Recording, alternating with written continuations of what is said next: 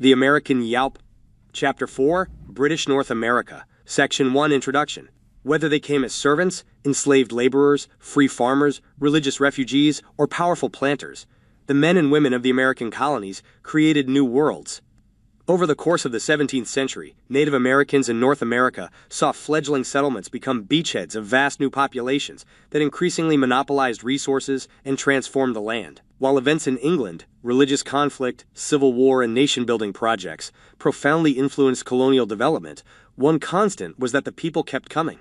By 1700, the English population in the Americas was 260,000, whereas that of its main European rival, New France, was just 15,000. By this time, however, a novel system of racial slavery had become indispensable to England's empire in America. Colonial planters initially relied on the labor of English servants, but in the second half of the 17th century, they increasingly turned to enslaved people of African descent. While the vast majority of enslaved people in British America labored on sugar plantations in the Caribbean, slavery was central to regional economies on the continent as well. A new Atlantic system that connected the continents of Europe, Africa, and the Americas would shape North American society through the 18th century and beyond. Section 2, Slavery and the Making of Race. Slavery existed in Europe and the Americas before colonization.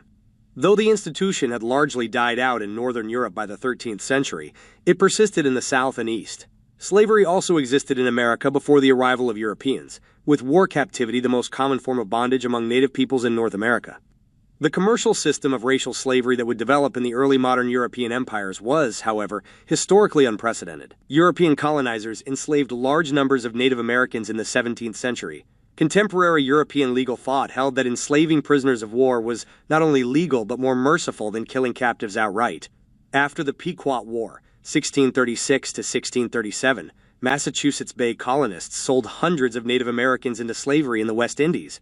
A few years later, Dutch settlers in the mid-Atlantic colony of New Netherland enslaved Algonquians during both Governor Keith's War, 1641 to 1645, and the two Esopus Wars, 1659 to 1663. The Dutch sent these war captives to English-settled Bermuda, as well as Curaçao, a Dutch plantation colony in the southern Caribbean. The English enslaved hundreds of Native Americans during King Philip's War, 1675 to 1676, an indigenous uprising against the encroachments of New England colonists. New England colonists also tried to send enslaved Native Americans to Barbados, but the Barbados Assembly refused to import them for fear they would encourage rebellion. In later years, wars in Florida, South Carolina, and the Mississippi Valley produced even more enslaved Native Americans. Some wars emerged from contests between Native Americans and colonists for land, while others were manufactured as pretenses for acquiring captives. Some were not wars at all, but merely illegal raids performed by slave traders. Historians estimate that between 24,000 and 51,000 Native Americans were forced into slavery throughout the southern colonies between 1670 and 1715. While some enslaved Native Americans remained in the region, many were exported through Charlestown, South Carolina, to other ports in the British Atlantic, most likely to Barbados, Jamaica, and Bermuda. Disease, as well as brutal conditions of violence and starvation, decimated the enslaved native population.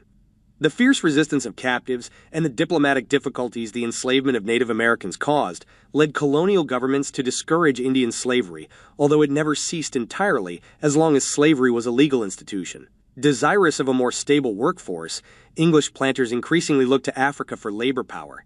Spanish and Portuguese colonizers began bringing captive Africans to the Americas in the early 1500s, and enslaved people grew tobacco on the island of Hispaniola as early as the 1530s. By 1641, well before slavery became widespread in the English colonies, more than 500,000 people of African descent labored on plantations and in mines in Spanish and Portuguese colonies. By the 1670s, however, English merchants had become Europe's leading slave traders, and a majority of people in England's West Indian colonies were enslaved. Africans' terrifying journey across the Atlantic, known as the Middle Passage, was the middle leg of three distinct journeys from Africa to the Americas.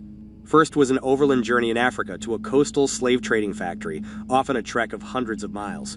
Second, the middle was an oceanic trip lasting from 1 to 6 months in a slave ship. Third was acculturation, known as seasoning, and transportation to the American mine, plantation, or other location where enslaved people were forced to labor. In total, between 11 and 12 million Africans were forced across the Atlantic between the 16th and 19th centuries, with about 2 million deaths at sea, as well as an additional several million dying after capture in Africa or following their arrival in the Americas. Conditions aboard slave ships were miserable. Disease was rampant, and provisions were scarce. Some were driven to suicide. Alexander Falconbridge, a slave ship surgeon, described the sufferings of enslaved Africans from shipboard infections and close quarters in the hold. Dysentery, known as the bloody flux, left captives lying in pools of excrement. Chained in small spaces in the hold, enslaved people could lose so much skin and flesh from chafing against metal and timber that their bones protruded. Other sources detailed rapes, whippings, and diseases like smallpox and conjunctivitis aboard slave ships. For most of the 17th century, however, England's colonial labor force was composed primarily of English indentured servants.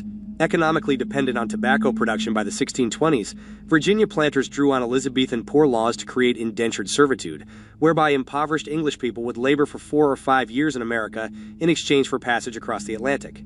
On tobacco plantations, these workers prepared the land and planted seeds early in the year, usually around Christmas, and tended the seedbeds through early spring. The ground was tilled until the harvest in late summer or early fall, when tobacco leaves were cut and dried before being rolled and packed into hogsheads for sale. Virginia planters began importing enslaved Africans in greater numbers after the mid-17th century. In 1643, African women were made tithable or taxable, which associated African women's work with agricultural labor and therefore distinguished English from African women. The English cultural ideal was to have enough hired hands and servants working on a farm so that wives and daughters did not have to partake in field work. Instead, white women were expected to labor in dairy sheds, small gardens, and kitchens. Despite this ideal, white women did participate in agricultural labor in the colonies. Although English servants continued to labor on tobacco plantations, by the early 1700s, most workers in the Chesapeake were enslaved. The transition to slave labor occurred far earlier in England's Caribbean colonies. Colonists began experimenting with sugar production in the Caribbean in the 1640s, and within a few decades, sugar was England's most profitable colonial commodity. While working in the tobacco fields of the Chesapeake was strenuous and oppressive, the labor regime on sugar plantations was even more brutal. The cultivation of sugarcane required a long growing season of between 12 and 16 months, with long workdays of 12 hours or more. In the hot Caribbean sun, groups of enslaved men and women labored under the supervision of white overseers, with whipping and other physical punishments a constant threat. Large plantations had their own sugar mill, boiling house, and curing house. In addition to requiring a highly skilled labor force, the work was extremely dangerous since cane had to be processed quickly, within 3 days, or the sugar would spoil. During harvest season, sugar mills operated without stopping, with work shifts lasting 18 hours or longer. According to the Barbados planter Edward Littleton, if a stiller slip into a rum cistern, it is sudden death, for it stifles in a moment.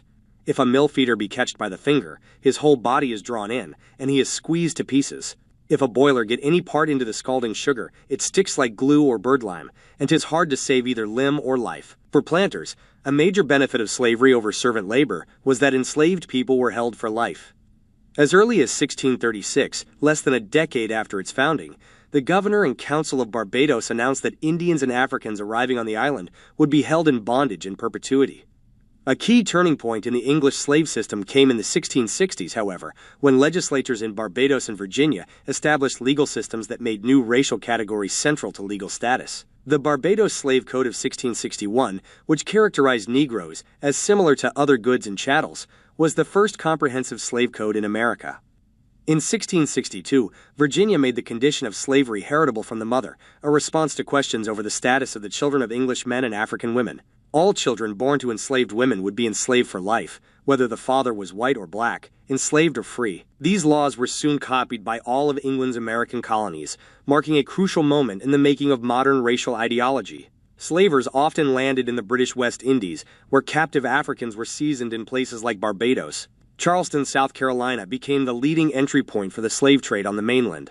The founding of Charlestown until the 1780s, in 1670 was viewed as a serious threat by the Spanish in neighboring Florida, who began construction of Castillo de San Marcos in St. Augustine in response. In 1693, the Spanish king issued the Decree of Sanctuary, which granted freedom to enslaved people fleeing the English colonies if they converted to Catholicism and swore an oath of loyalty to Spain. The presence of Africans who bore arms and served in the Spanish militia testifies to the different conceptions of race among the English and Spanish in America. Despite extreme exploitation and oppression, enslaved people created families and communities that gave meaning to their lives. Though their marriages were not recognized in colonial law, black men and women formed lasting relationships. Some enslaved men and women married abroad, That is, they married individuals who were not owned by the same enslaver and did not live on the same plantation. These husbands and wives had to travel miles at a time, typically only once a week on Sundays, to visit their spouses. Communal bonds were also forged on Sundays, when enslaved individuals gathered in festive celebration after spending time cultivating their own plots of land. Seasonal religious holidays were also important times of feasting, dancing, and music, which maintained African traditions while also contributing to the formation of distinctive African American cultures. Enslaved people also devised ways to resist exploitation. In colonial cities, enslaved men and women hired themselves out, a process whereby they could earn wages from local employers when not laboring for slaveholders. This allowed many to establish a measure of economic independence, with some even able to purchase their freedom. On market days in cities like Charleston, enslaved people gathered, sold goods, exchanged information, and socialized.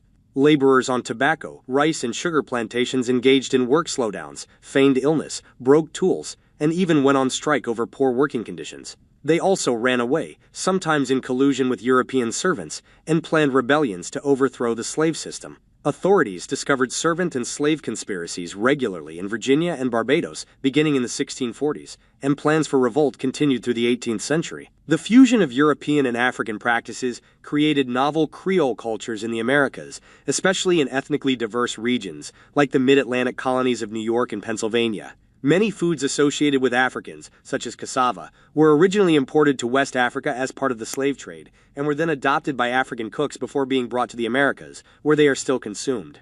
West African rhythms and melodies live on in new forms today, in music as varied as religious spirituals and synthesized drum beats.